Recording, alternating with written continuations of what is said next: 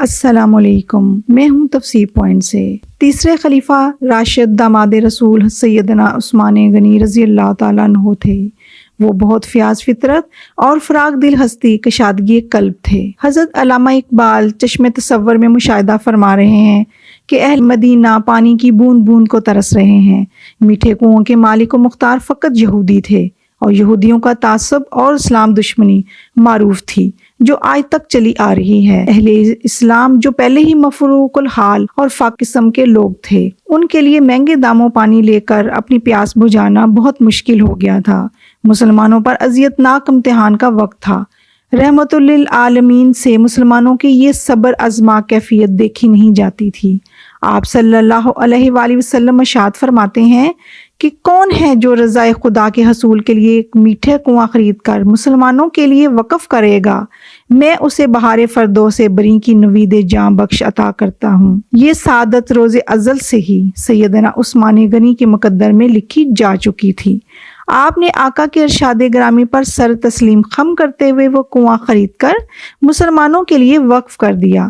پھر حضرت علامہ اقبال چشم تصور میں ایک اور ایمان افروز مشاہدہ بھی فرما رہے ہیں کہ رومی ایک بار پھر مجاہدین اسلام کے خلاف صف بندی کر رہے ہیں۔ جب مسلمانوں کے سالار اعظم تک یہ خبر پہنچی تو آپ نے فدیان اسلام کو بھی تیاری کا حکم دے دیا۔ یہ سخت سورج کی گرمی کی تپش کا موسم تھا۔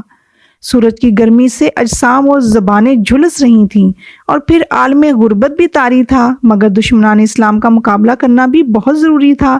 اس عالم بے بسی و بے کسی میں حضور اکرم صلی اللہ علیہ وآلہ وسلم نے مالی معاونت کی اپیل فرمائی۔ اس نازک موقع پر دو لامثال ہستیاں ایسی تھیں جن کی مالی استعانت نے اہل اسلام کے دل جیت لیے۔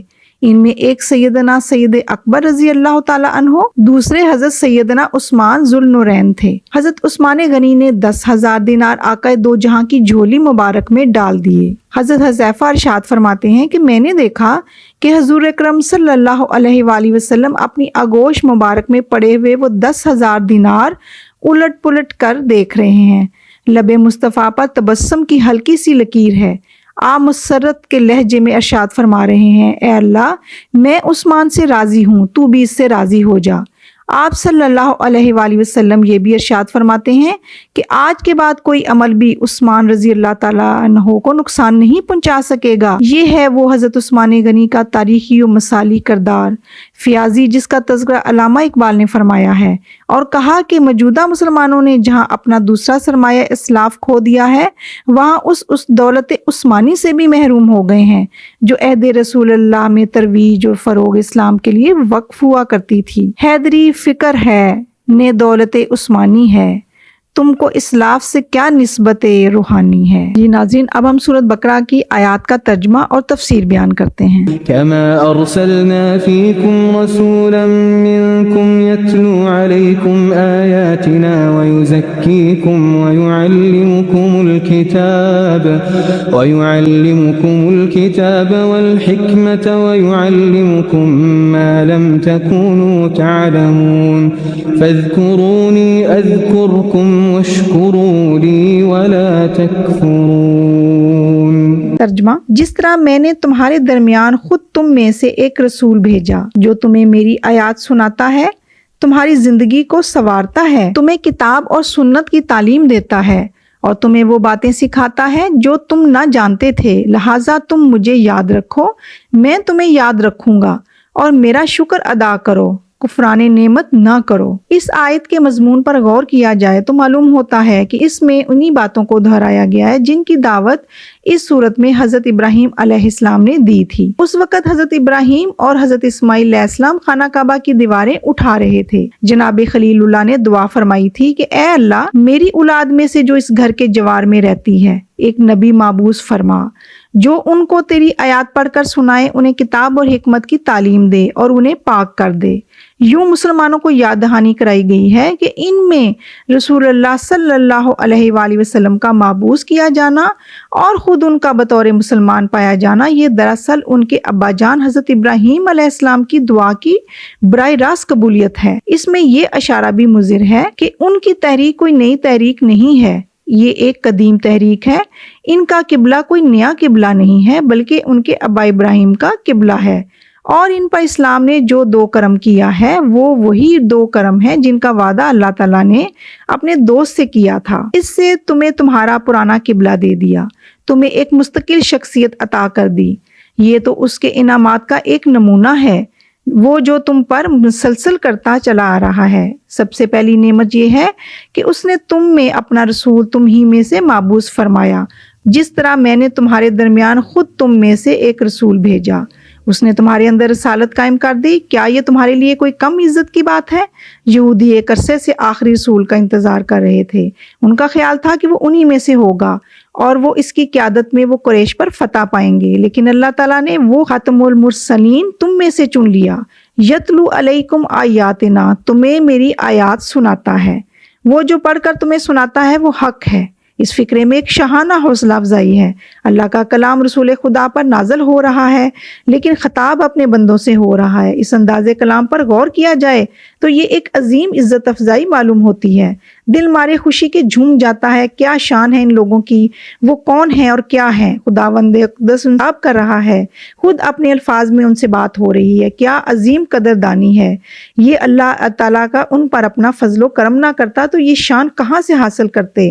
یہ محض خدا کی جانب سے باران رحمت کا نتیجہ ہے، اور مسلمانوں میں سے کوئی بھی پاک نہ ہوتا، نہ پاک ہوتا، نہ ہی یہ مرتبہ بلند پاتا۔ اللہ نے ان میں سے ایک رسول بھیجا تاکہ وہ انہیں پاک کر دے، ہر قسم کی جہالیت سے انہیں پاک کر دے، ان کے دل کو شرکی علائش جہالیت کی آلودگی سے پاک کر دے، ان کی روح کو ایسے تمام تصورات سے پاک کر دے جن کے بوجھ تلے انسانی روح صدیوں سے دفن ہو کر رہ گئی تھی۔ لہٰذا ان روح جنسی بیرا روی کے گڑھے میں نہیں گرتی، وہ لوگ انہیں اسلام پاک نہیں کرتا، چاہے زمانہ قدیم کے باشندے ہوں یا زمانہ جدید کے۔ وہ گویا گندے پانی کے چشمے سے جنسی پیاس بجھاتے ہیں جن سے طبیعت نفرت کرتی ہے، جس سے انسان کی انسانیت ختم ہو جاتی ہے۔ ایک حیوان جو صرف حیوانی فطرت کا پابند ہوتا ہے اس انسان سے ارفع و برتر ہو جاتا ہے۔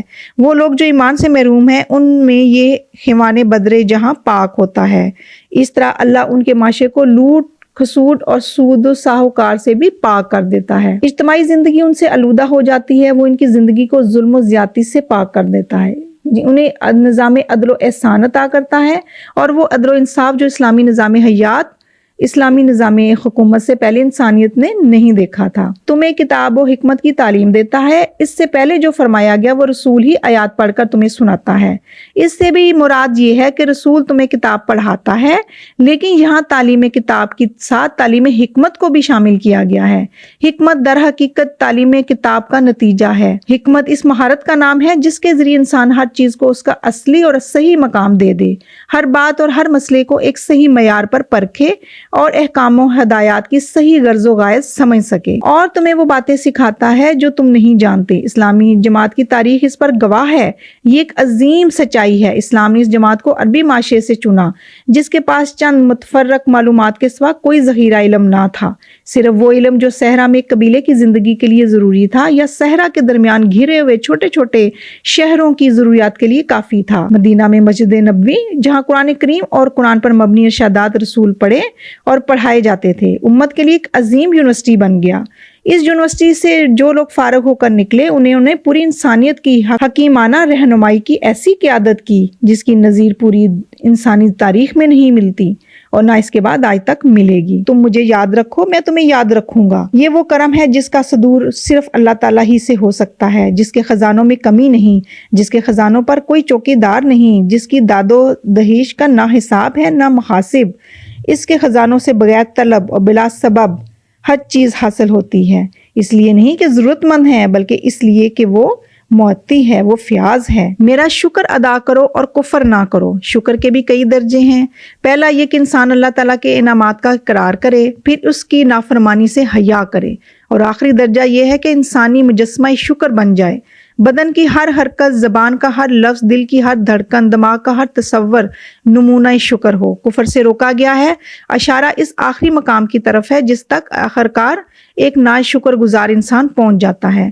لا تکفرون سے وہ آخری نقطہ ہے جہاں ناشکری کی خط کی انتہا ہو جاتی ہے۔ نعوذ باللہ۔ تحویل قبلہ کے موقع پر مسلمانوں کو ہدایت بالکل واضح اور مناسب ہے۔ ذکر الہی میں وہ نقطہ ہے جہاں آ کر مومن کا دل اللہ کی عبادت کے لیے تیار ہوتا ہے۔ یہودی سازشوں سے خبردار کرنے کے موقع پر بھی فکر و شکر کے ہدایت دینا مناسب ہے۔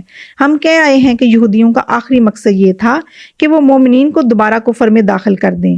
وہ چاہتے تھے کہ مسلمانوں سے یہ نعمت چھن جائے جو بطور خاص اللہ نے انہیں دی ہے۔ کیا نعمت؟ نعمت ایمانی، وہ بلند ترین نعمت جو کسی فرد یا کسی جماعت کو دی جاتی ہے۔ امت کے لیے ضروری بلکہ فرض ہے کہ وہ اس حقیقت کو یاد رکھے تاکہ اللہ اسے یاد رکھے۔ زمین پر اس کا ذکر خیر نہ کرے گا، آسمانوں پر اس کا کوئی خیر خواہ نہیں ہوگا جو اللہ تعالیٰ کے کو یاد نہیں رکھے گا، اور جو اللہ کو یاد کرے گا اللہ اسے یاد کرے گا۔ آسمانوں پر بھی اس کا ذکر ہوگا، اس طویل و عریض کائنات میں بھی اس کا ذکر خیر گونج اٹھے گا۔ جی ناظرین، اس کے ساتھ آیات کی تفسیر مکمل ہوئی۔ اللہ تعالیٰ سے دعا ہے کہ اللہ تعالیٰ ہمیں قرآن پاک کو پڑھنے، سمجھنے اور اس پر عمل کرنے کی توفیق عطا فرمائے۔ اجازت دیجیے، اللہ حافظ۔